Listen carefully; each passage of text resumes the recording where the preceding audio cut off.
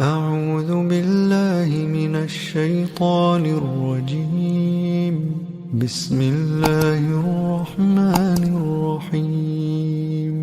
Tentunya kita paham salah satu investasi terbaik pada kehidupan kita di kampung akhirat kita, yaitu adalah ketika kita senantiasa berbicara tentang amalan hati kita.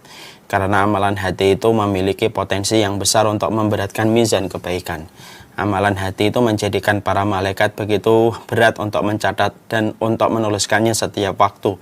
Karena besarnya pahala yang dikandung dan besarnya keridhaan Allah bersama dengan mereka yang senantiasa memperhatikan amalan hatinya dan amalan jiwanya. Inilah yang menjadikan kita memahami ada beberapa manusia yang senantiasa memperhatikan amalan dohirnya, tetapi mereka tidak peduli bagaimana amalan-amalan hatinya. Sehingga kalau boleh kita ilustrasikan, amalan dohirnya, amalan yang kasat mata sebagaimana emas permata, dan amalan hatinya bagaikan besi potongan yang tidak ada harganya dan tidak bernilai. Ada manusia yang kedua yang merasa bahwasanya dia menjaga amalan hatinya, tapi amalan dohirnya berantakan. Dia merasa menjaga amalan hatinya tapi tidak sholat. Merasa menjaga amalan hatinya dengan berbuat baik kepada setiap orang, berbaik sangka kepada orang, tapi dia tidak mau untuk berkomitmen meninggalkan larangan-larangan Allah. Maka ini adalah orang yang salah fata morgana dalam prasangka, karena dia merasa memperhatikan amalan hatinya, tetapi amalan dohirnya tidak sesuai dengan amalan yang ada di pada hatinya. Banyak orang yang sering kita jumpai di masyarakat itu sering berkata begini, jilbab atau tidak jilbab itu yang penting hatinya, sholat atau tidak sholat itu yang penting hatinya. Padahal mereka lupa bahwasanya amalan hati kalau benar maka pasti mereka akan menutup aurat dengan mudah. Kalau ada orang yang mereka memperhatikan hatinya dan mendapatkan hatinya sehat, pasti akan mudah untuk melaksanakan ketaatan dalam sholat, puasa, dan ibadah-ibadah yang dilakukan oleh anggota tubuh kita. Makanya kelompok yang kedua kalau boleh saya sebut adalah kelompok mereka yang berprasangka pada fata morgana. Mereka merasa melakukan amalan hati, tetapi ketika amalan dohirnya berantakan, tidak sholat, tidak puasa, maka sejatinya tidak ada yang benar, karena sesungguhnya amalan hati dan amalan dohir itu saling berkaitan dan tidak mungkin terpisahkan.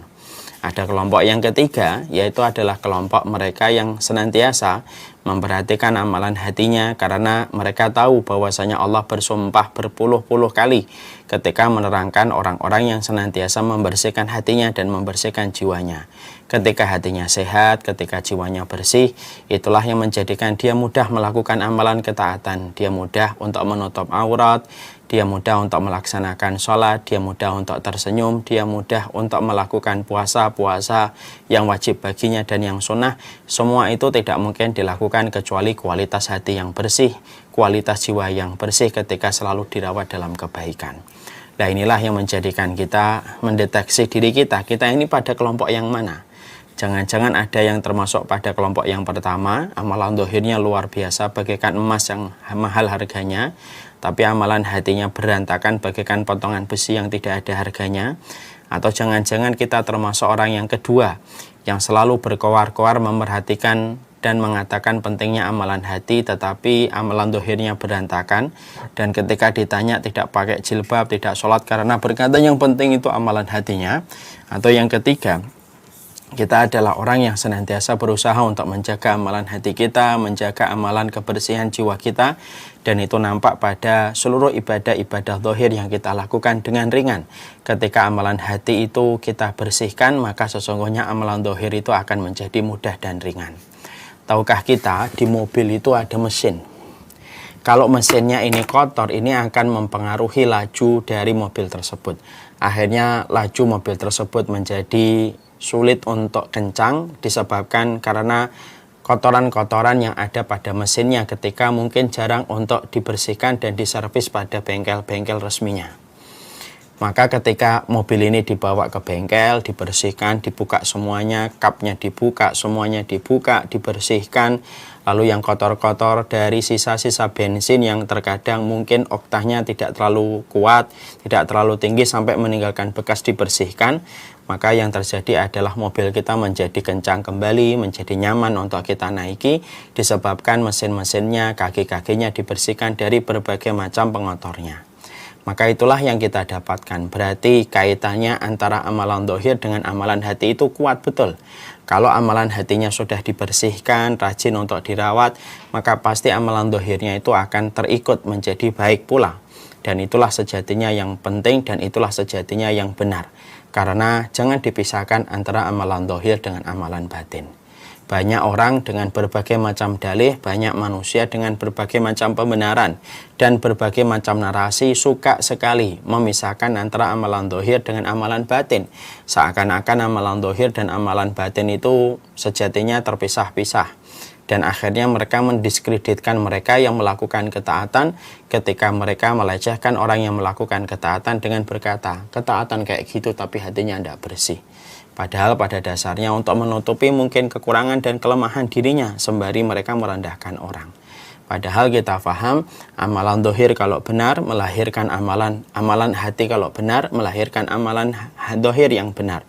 Dan itulah yang kita harus perhatikan, betapa pentingnya kita memperhatikan amalan hati, betapa pentingnya kita memperhatikan amalan jiwa kita. Karena amalan hati dan amalan jiwa, kalau betul-betul dia bersih, kalau dia betul-betul bening, layaknya mesin yang habis diservis dan habis di maintenance, maka akan menjadikan laju mobil itu akan menjadi kencang dan nyaman dinaiki kembali mobil tersebut ketika kita memiliki mesin yang bersih.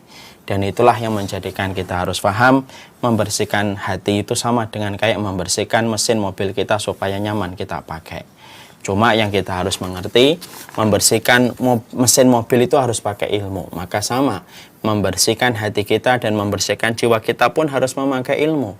Tidak boleh sembarangan kita memakai referensi-referensi yang kita pakai untuk membersihkan hati kita.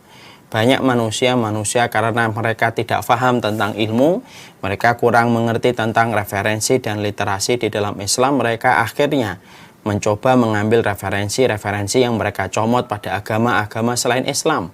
Padahal agama ini telah sempurna, agama ini telah utuh. Salah satunya di antara keutuhan agama ini telah menerangkan kepada kita semua referensi-referensi yang bisa menjadi rujukan kita untuk membersihkan hati. Sebagaimana itulah yang telah dituliskan oleh para dokter-dokter agama pada kejiwaan. Seperti ulama-ulama terdahulu ketika mereka selalu mengarahkan kita supaya mengetahui bagaimana membersihkan hati kita dan jiwa kita sesuai dengan petunjuknya Allah dan Rasulnya. Karena yang kita harus dapatkan, banyak orang mulai frustasi, banyak orang yang mulai depresi, tapi malah jujur. Mereka orang-orang Islam ketika depresi dan frustasi malah mereka mencari referensi-referensi selain Islam. Akhirnya mereka menggunakan berbagai macam metode yang tidak tahu dari mana metode itu datang dan mereka klaim bahwasanya metode itu bisa untuk menenangkan hati mereka. Lalu mereka bangga dengan metode-metode yang mereka lakukan itu ketika mereka ingin menenangkan hati dan menenangkan jiwa mereka. Dan ini sering kita jumpai. Mereka melakukan teknik ini, mereka melakukan teknik itu dan mereka bangga mengklaim bahwasanya teknik olah tubuh ini bisa menenangkan hatinya. Padahal Masya Allah bukan itu yang kita harus ambil ketika kita sudah mendapati syariat Islam itu sempurna.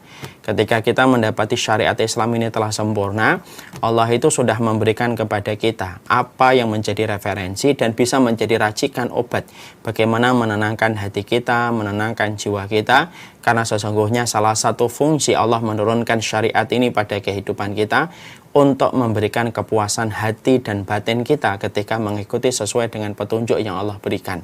Supaya racikannya benar sesuai dengan dosis yang disampaikan oleh Allah dan Rasulnya. Dan inilah perkara yang penting untuk kita pahami. Menenangkan hati sekarang lagi ngetren. Di mana-mana orang mengatakan kontemplasi jiwa, kontemplasi raga, dan berbagai macam yang lainnya. Tetapi ternyata ujung-ujungnya mereka mengambil referensi yang bukan datang dari Nabi kita, Rasulullah, dan bukan datang dari ulama-ulama kita. Bahkan sangat kita miris ketika mendapati Muslim, tetapi justru mengambil referensi pada agama-agama yang lain. Padahal Islam telah memberikan racikan yang utuh, referensi yang utuh di dalam kita menenangkan hati kita. Makanya saya teringat kepada sabda yang pernah disampaikan oleh Rasulullah Shallallahu Alaihi Wasallam ketika beliau menyampaikan taraktukum ala masalil bayda lailuha kana hariha la yazigu anha ba'di ila halikun. Aku telah meninggalkan kepada kalian satu ajaran, satu petunjuk yang begitu sangat jelas dan begitu sangat terang. Saking terangnya, kalaulah kalian melewati waktu malam berpegang dengan ajaran yang aku tinggalkan, maka kalian akan mendapati waktu malam itu akan terang dengan apa yang kalian pegang pada ajaran yang aku tinggalkan. Dan tidaklah aku ketika mendapati dan meninggalkan kalian dengan ajaran yang begitu lengkap dan terang, lalu kalian masih mencari-cari jalan dan masih mencari-cari referensi yang bukan datang dari apa yang aku jelaskan, tidaklah kalian melakukan itu kecuali pasti kalian akan menemui kebinasaan. Dan inilah yang menjadikan kita harus merenung betul bagaimana perkara ini harus kita fahami. Kita ini ketika menenangkan hati harus kita kembalikan kepada referensi yang betul-betul telah dijelaskan oleh Nabi, dijelaskan oleh para ulama dengan racikan dan dosis supaya kita benar mendapatkan ketenangan hati dan tidak mengakibatkan kepada kemadharatan dan keburukan baik itu di dunia dan di akhirat.